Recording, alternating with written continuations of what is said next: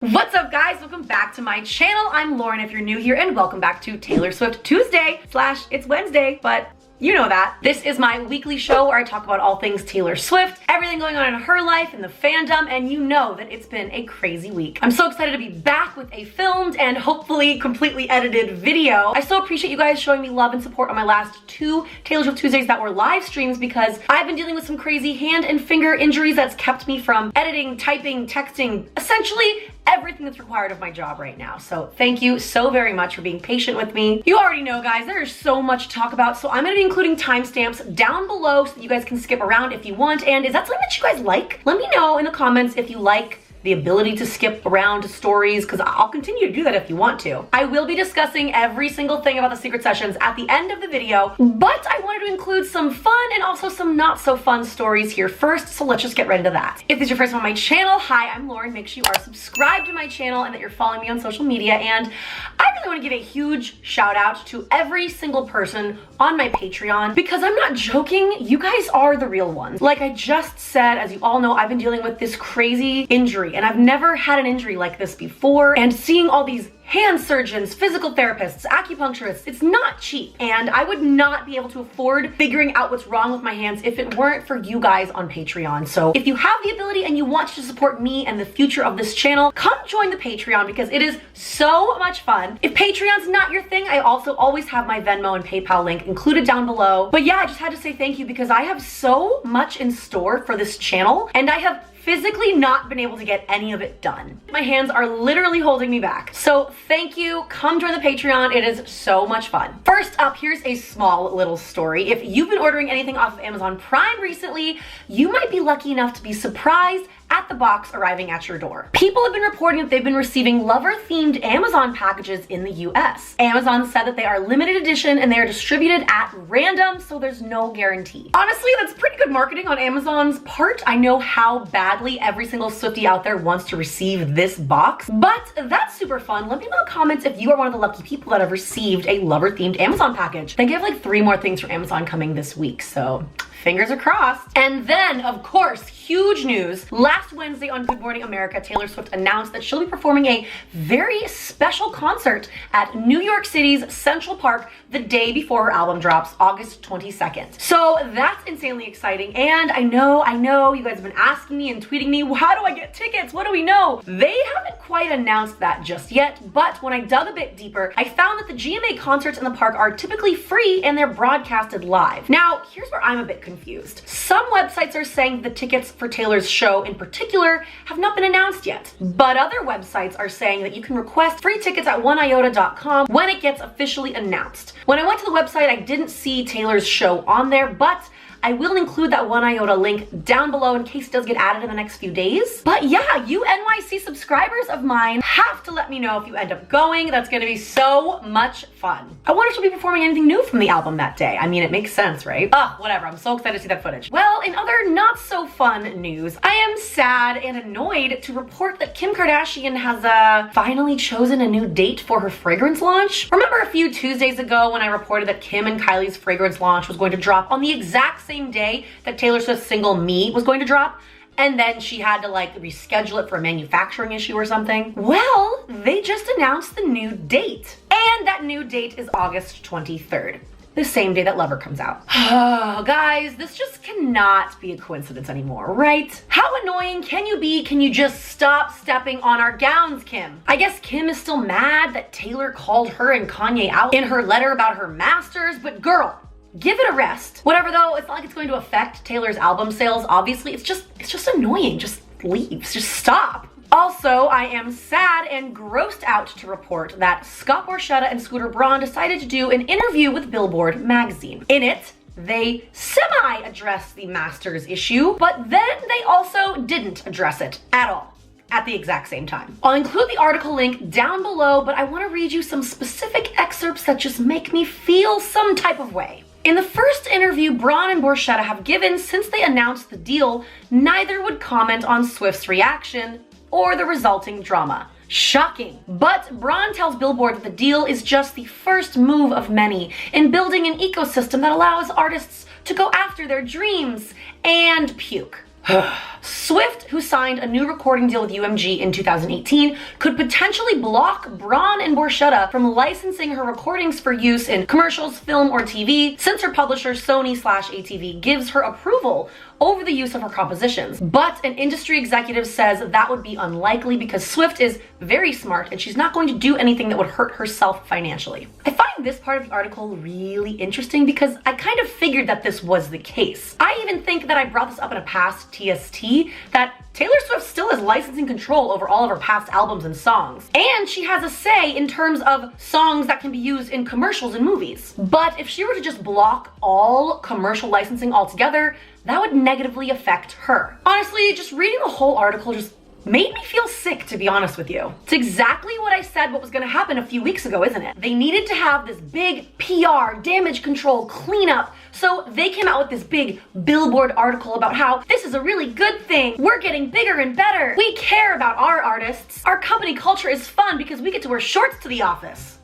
Really, that's something that they talk about in this article. Okay, cool. I get to wear pajamas all day if I want to at my home office, but I still go to sleep at night knowing that I'm a good person. The whole article is just very self-congratulatory and only talks about how much of an incredible thing it is for everyone. And honestly, after reading the remarks from both Scooter and Scott Borchetta, I see trouble ahead for the two of them. As he says in the article, they are both fiercely independent businessmen. I have a very hard time believing that if they can screw over someone as big as Taylor Swift, they would have no qualms screwing over each other if there were enough zeros on the check. Just saying, but please let me know your comments down below on all of this. Just blah. Camilla Cabello did actually speak to Variety very briefly about Taylor's masters. In it, she said, "I cannot imagine how many times Taylor has been let down by people or gotten disappointed by friends who are just using her or people who just want to be friends with Taylor Swift or whatever. I'm happy to be there for her as a person. Like, even when it's not popular, I've got you. I'm like your real friend." With the Scooter thing, I 100% feel her frustration. An artist of her caliber just being effed over like that and not being able to have her masters, that sucks. It's heartbreaking for her. And I do believe a lot of the systems in place for the music industry are kind of messed up. When you think about how artists have to slave to make these things and then you don't even end up owning them. That is kind of a ridiculous concept.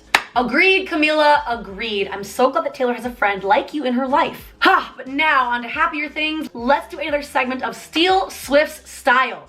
Yay! So Steal Swift Style is a segment that I do on this channel where I give you the links to things that Taylor Swift has been wearing recently, and some of the time I can find more affordable versions of it. And guys, today's segment is really big. I worked very hard on this one, so let's just jump right in. First up, I don't know if you've been keeping up with the Secret Sessions news. I hope you have, and if you haven't, stay tuned until the end because I'm gonna get into it. But the excited Swifties that were invited into Taylor's home started taking mental notes of basically anything and everything that was inside of Taylor's house. So it's been reported that she is absolutely obsessed with the Santal 26 classic candle by Labo. Apparently she had dozens of these candles lit all around her house, and it was also reported that she had this exact same candle burning at the 1989 Secret Session. So if you want to have your home smell like Taylor Swift's, you can in the link down below for $75. And of course, because you know me, I can't be spending that kind of money. I found a candle at Sephora that's only $34 and it smells just like it. So there you go. And speaking of fragrances, if you want your hands to smell just like Taylor's when she leaves the bathroom, she uses Jo Malone London's Pomegranate Noir. Super fancy. And I've included links to both the liquid and the bar soap versions. They are $42 and $24 respectively. I also have a link to the Saint Laurent High-rise leather shorts that she was wearing in the Cats behind the scenes sneak peek, along with two much more affordable versions from Boohoo and Forever 21 so you can steal her style and not break the bank. Now for her Secret Sessions outfits. At Nashville, she was rocking a pink oversized striped shirt looking so cute, and I've included the link to that down below with two other versions of it as well. The look that she rocked at London's Secret Sessions was kind of similar to that one actually, with these very peculiar shorts, but in a way that they've really grown on me now.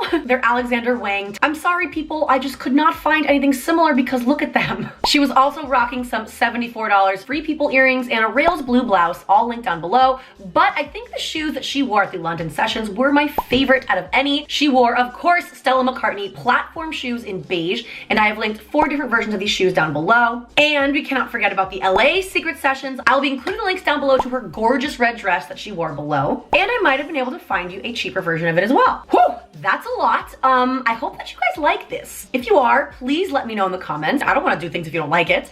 And don't forget to send me requests of certain items. Maybe I can find them online, get you the link, or maybe I can even find a more affordable version of it. So send me those requests in the comments, in the DMs, in the tweets, all of it. Now, let's talk about Charli XCX and how much I hate cancel culture. There's honestly so many things that I love about social media, and there's so many things that I hate. Hashtag cancel culture is one of them. Clickbaity headlines and the widespread of misinformation is another one of them. Obviously, we all know that Charli XCX opened for Taylor on the Reputation Stadium tour, and every night she danced with Taylor and they became great friends and they just had great onstage chemistry. They've always just seemed to love each other all over social media. Well, yesterday, Charli's cover shoot interview with Pitchfork magazine was released. It was titled Charli XCX is the pop star of the future. Now, this is kind of a sad story in my mind because before all the misquoting happened, Charli was insanely excited about this cover story, as she should be. A cover story with that kind of title is really exciting and huge for anyone in the music industry. Well, it's this particular paragraph that had everyone freaking out. Charli was talking about how she was so used to playing at bars and overcrowded intimate spaces, and that being on the Reputation tour was so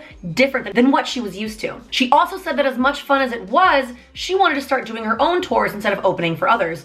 Which, duh, obviously that is the goal for anyone in the music industry. Here's the excerpt from the article. Charli played more than 50 stadiums around the world with Taylor Swift last year. Those truncated opening sets starting at 6 p.m. were a far cry from the late night shows in cramped, crowded venues where the Angels have grown accustomed to seeing her. I'm really grateful that Taylor asked me on that tour, Charli says, but as an artist, it kind of felt like I was getting up on stage and waving to 5-year-olds. Now, without any context, this sounds like Charli XCX is complaining about the opportunity to perform with Taylor Swift. So, what do you think happened? Yep, you guessed it. A bunch of Swifties started to come for her and try to cancel her on social media and just saying really mean things to her. This led Charli to release a statement on her Insta story yesterday, and feel free to pause the screen so you can read it in full. I'm just gonna read the important parts. As I say in the article, and I've said many times before, I'm extremely grateful to Taylor for inviting me to open for her. She's one of the biggest artists of my generation, and the Reputation tour was one of the biggest tours in history. Truth. In the printed version, my answers about this tour were boiled down into one kind of weird sentence. Leading up to that tour, I had been playing a ton of 18 and up club shows, and so to be on stage in front of all ages was new to me. More so, I talked about how it was brilliant opening for Taylor. I am extremely grateful for the opportunity I was given and how much fun it was to perform to a new audience. I hope this gives clarity to what was a great interview. Lots of love. Man, it really bums me out when this happens because the writer of this cover story knew exactly what they were doing when they published this. And then that makes me think about corporate culture in the newsroom in the journalism space. Maybe the original writer of this article didn't word this paragraph like that at all. And then another proofreader slash editor came out and edited their work, and they're the ones that actually moved around the quote to make it sound like that. I don't know, we really don't know what happened here, but Pitchfork got what they wanted. This article was all over the news, and Charli XCX was getting the blunt end of the stick. And I guess with this story, I just want to remind everyone to give people the benefit of the doubt before you start jumping all over them. We Swifties in numbers can do a lot of positive things for the world and on social media. I just urge you to remember that when you get stuck in the mob mentality of everyone is canceled, let's go blow up their social media with emojis. You cannot believe everything that you see in a tweet or in a headline. And then here is a quick little rumor segment for you. Katy Perry put out 3 new posts on her Instagram teasing a new song called Small Talk. It was quickly trending on Twitter soon after that, and it's been rumored that this new song, Small Talk, could be a collaboration with Taylor Swift. And the other rumor that I've heard is that it was produced by Charlie Puth. But wait, there's more. There's also another rumor that this song will be releasing this Friday, August 9th. No clue if this is true or not, but here are the lyrics from Katy Perry's Instagram posts. Tell me what you think. Isn't it weird that you've seen me naked? We've had conversations about forever, now it's about the weather. Okay. Isn't it wild that I know your weakness and everybody at the party thinks you're the best since sliced bread? I just can't believe we went from strangers to lovers to strangers in a lifetime. Now, these are some pretty good lyrics, and they do sound kind of Taylor Swifty, especially since she said the word lover, duh. I would love for this collab to be true, and honestly, I believe it. I fully believe this one. Of course, let me know what you think in the comments, but speaking of Charlie Puth, I'm not sure exactly when this particular Insta story went up, but Charlie apparently put up on his Insta story a picture of a champagne bottle with a wax seal that looks very, very Taylor-esque. And it says save the date on it. In his caption, he put, "Thank you, you know who you are." Now, some people online are suggesting that this means that Taylor Swift and Joe are engaged. I personally do not think that. I think that this could be a save the date for when their song's about to get released. Because also the other day, Charli posted on his Instagram something about a new song being released soon, and then he referenced Taylor Swift at the very end in the caption. So yep, I fully believe this one. Let me know what you guys think. And then it's been rumored that Taylor Swift will be performing at the VMAs this year. Woo! I really hope that that happens. I love seeing a live performance from her, and that also makes me wonder if she'll be releasing a music video. She's done that before at the VMAs, at performances. I don't know. That could be a very exciting thing. Stay tuned. Let me know what you guys think about all these rumors in the comments. I love hearing you guys have to say. All right, well, you know what it's time for. It's been confirmed that Taylor Swift held 3 secret sessions this past weekend and week in London, Nashville, and Los Angeles. There was supposed to be one in Rhode Island, but somehow the meetup location got leaked for the Rhode Island secret sessions. So for security reasons, it got canceled, and everyone who was supposed to go to the Rhode Island secret sessions had to fly to Nashville in order to make it to that secret session. There's so much stuff that happened, you guys. I'm just gonna try and read off my list here of everything and hopefully make editing not too crazy for myself. First up, London secret sessions were August 2nd. Nashville secret sessions were held on August 4th and 5th because it lasted for 12 hours.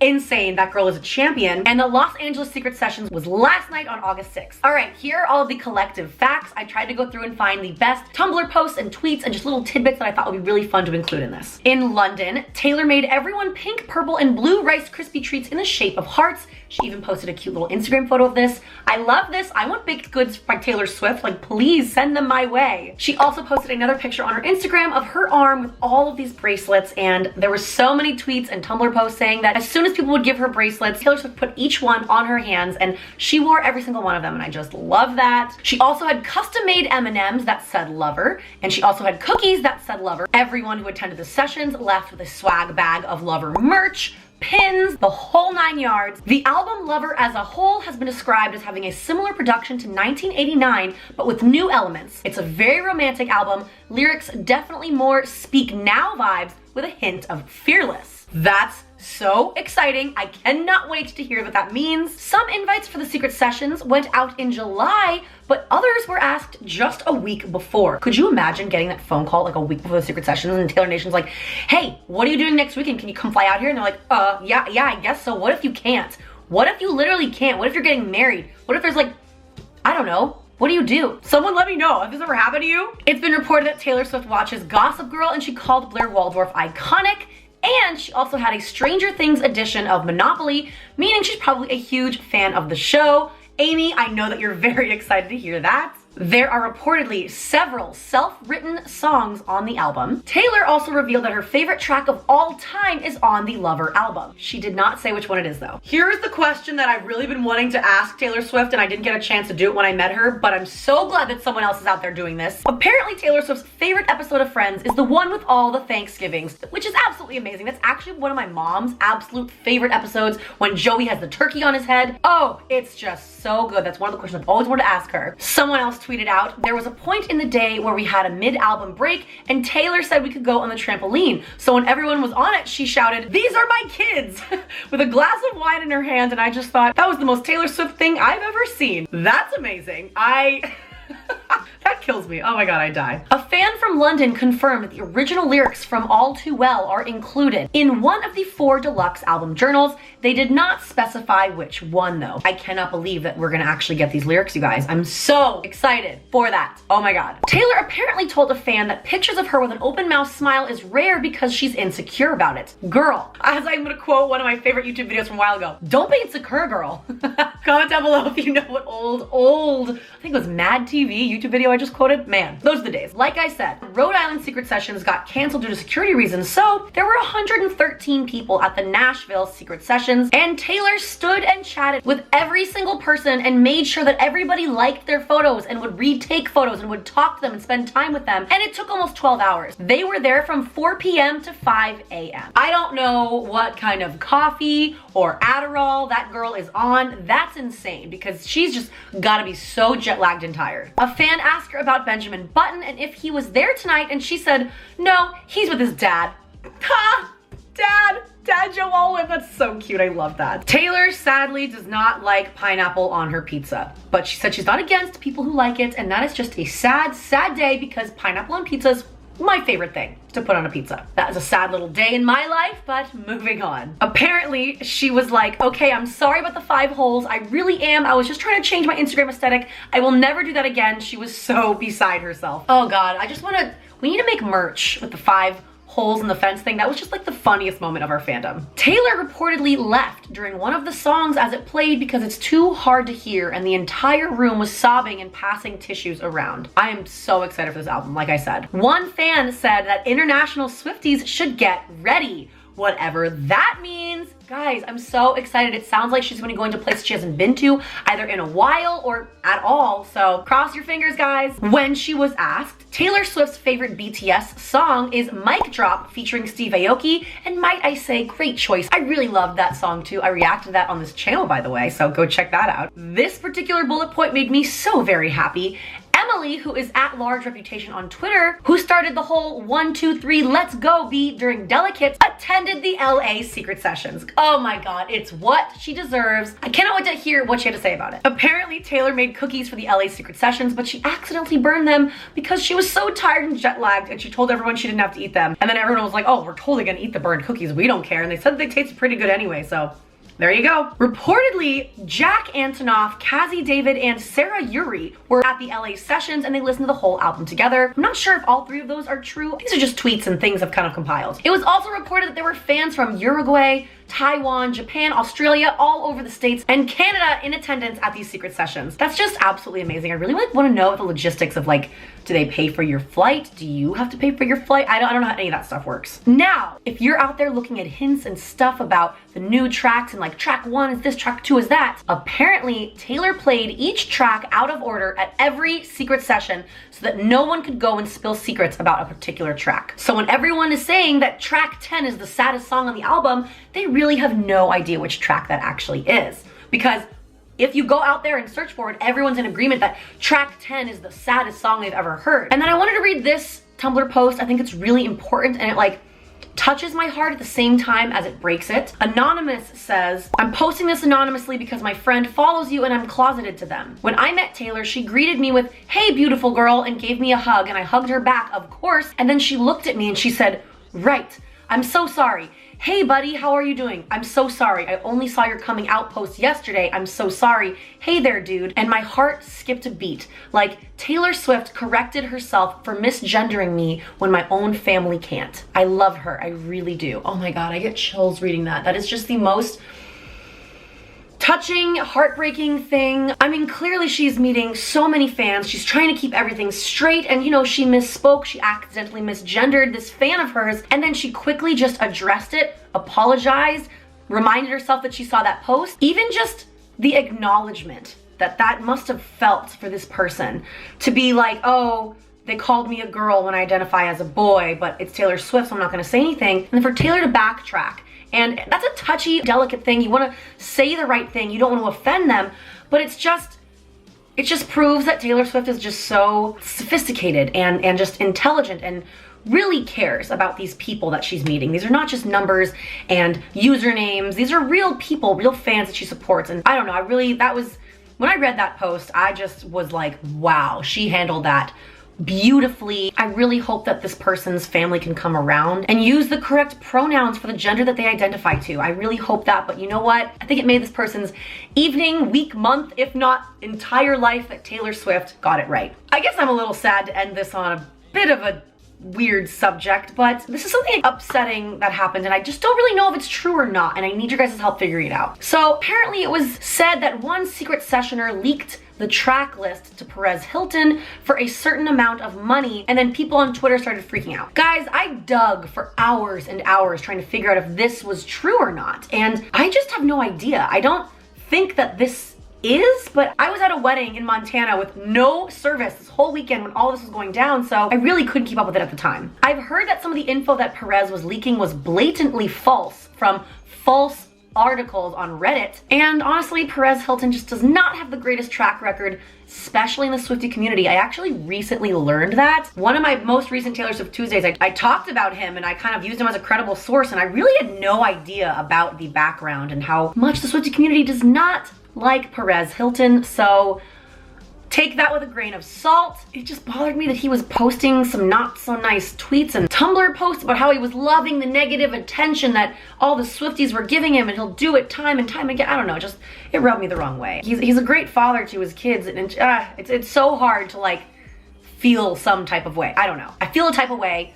I just can't put it into words, I guess. I don't know. Let me know your thoughts on this, and if you have more information on this, because I might just be misinformed. I've heard a ton of things about, actually, I haven't even heard details. I've just heard Swifties be like, he's the worst, he's a liar, he's this. So I would love some concrete examples. I've never really been able to just Google what he's done to Taylor, but you guys clearly don't like him, and it's gotta be for a reason, so enlighten me. I would love to know. I don't know everything, believe it or not. So yeah, I just don't even know what to say to that except just spread love, positivity, and kindness. How about, let's just do that instead of all that stuff.